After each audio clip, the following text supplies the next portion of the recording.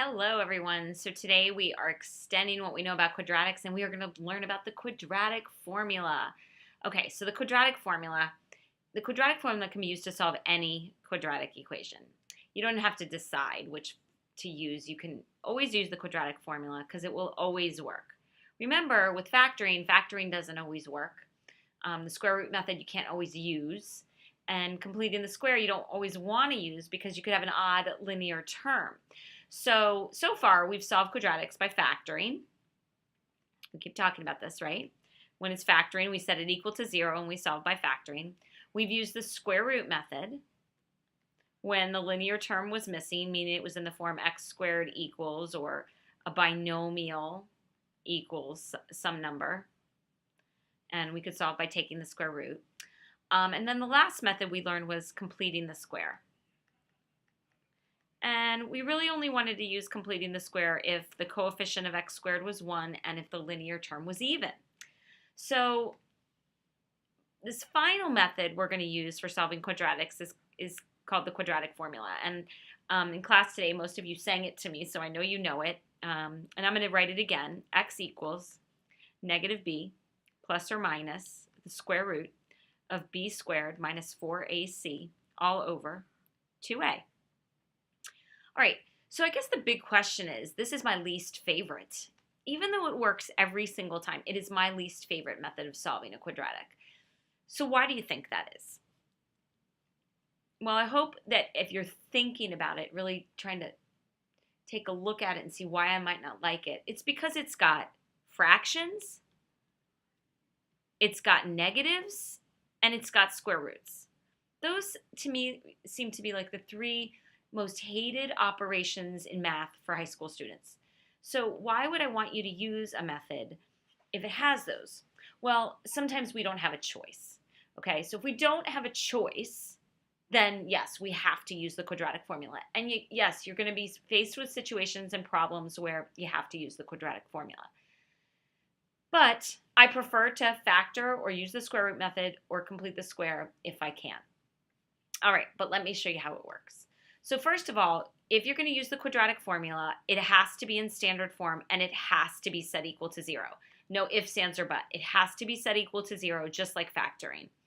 All right, then we list the a, b, and c from the standard form equation, the a, the b, and the c, okay? And we plug it directly into the formula. I'm going to say it again. X equals negative b plus or minus the square root of b squared minus 4ac all over 2a. Now, the next part we haven't gotten to yet, but we're going to be simplifying all roots. So yes, we will simplify all roots, but we have not done this part. It says look for the square root of negative 1 equals I. We haven't done that yet, so don't worry about that for now, okay?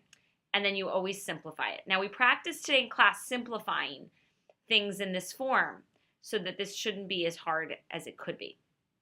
All right, so let's try an example. Okay, so let's try an example. X squared plus x equals 12. It says solve by using the quadratic form. All right, so in order for me to use the quadratic formula, the first thing I have to do is put it in standard form set equal to 0. X squared plus x, I'm going to subtract the 12 to the other side, and now it is set equal to 0. At that point, I can now pick my a, b, write down my a, b, and my c. So a, the number in front of x squared is 1. B, the number in front of x is 1. And c is negative 12. Okay, so now I'm going to plug them into the formula. Now you have to be careful. That x equals comes with you. It is part of the formula. I expect you to see it. All right, so we get negative 1 plus or minus the square root of. Now, anytime I plug in negative numbers, I put them into parentheses. Okay, anytime I plug in negative numbers, I put them into parentheses. So I get 1 squared minus 4, and in this case, 4ac, I always put them in parentheses, all over 2 times 1. All right, so now I simplify. And remember, order of operations. Square root is a grouping symbol, so we have to do everything under there first. Fraction bar is a grouping symbol. We have to do everything on the top and everything on the bottom separately, and then we simplify. All right, so we have negative 1 plus or minus the square root of. Be careful. 1 squared is 1. Sometimes kids like to say 2. Minus. Actually, negative 4 times 1 is negative 4. Negative 4 times negative 12 is plus 48. All over 2 times 1 is 2. All right, we keep going. So x equals negative 1 plus or minus the square root of 48 plus 1 is 49 all over 2. Okay, keep going. X equals negative 1 plus or minus 7 over 2. Now remember, in class yesterday I said you have to do everything in the numerator first, and I said split it up. So negative 1 plus 7 over 2, which is going to give me negative 1 plus 7 is 6. So 6 over 2, which gives me 3. So x equals 3. And then x equals negative 1 minus 7 over 2. Negative 1 minus 7 is negative 8 over 2, which is negative 4. All right, so my two answers are x equals 3 and x equals negative 4. Two solutions, two roots, two zeros, two x-intercepts of the graph. All right, let's move on. Let's try one more, okay? This one's a little bit harder just because the numbers are bigger. All right, so we've got 5x squared minus 8x equals negative 3. First thing we need to do is put it in standard form, set equal to 0. So 5x squared minus 8x, we're going to add 3 to both sides, plus 3 equals 0. Then we're going to identify our a, b, and c. I always want your a, b, and your c written down. So a is 5, b is negative 8, and c is positive 3. All right, so now we plug it directly into the equation. Now remember, plugging negative numbers in, put them in parentheses, and plug everything under the square root in parentheses. So negative 8. See, I just put it in for b. Plus or minus the square root of negative 8 squared minus 4 times 5 times 3 all over 2 times 5. Check to make sure I plugged everything in right. Negative b, negative b, plus or minus the square root of negative 8 squared minus 4 times 5 times 3 all over 2 times 5. Again, that's a lot of work, so you want to be really careful. All right, so we have a negative here at the beginning, so that's going to be 8. Negative times negative gives me a positive.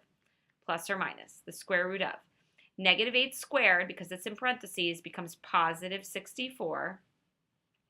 And then we have negative 20 times 3, which gives me negative 60. So minus 60 all over 10. Okay, so we keep going. I'm going to switch colors. So x equals positive 8 plus or minus the square root of 64 minus 60 is 4 all over 10. Okay, I'm going to keep going. All right, so x equals 8 plus 2 over 10, which gives me 10 over 10, which is 1, or x equals 8 minus 2 over 10. 8 minus 2 is 6, 6 over 10, and I simplify that, so 2 goes into 6 3 times, 2 goes into 10 5 times. Okay, so that's how you use the quadratic formula. It would definitely be worth it. Why don't you try to do question number 3 under the practice, and then tomorrow in class we're going to do some more practice with the quadratic formula, okay? All right, have a great night, and make sure that all of your pages you have completed and are ready to go up through page 16, because you never know when I can just collect and grade 3 questions as a quiz, okay? Have a great night.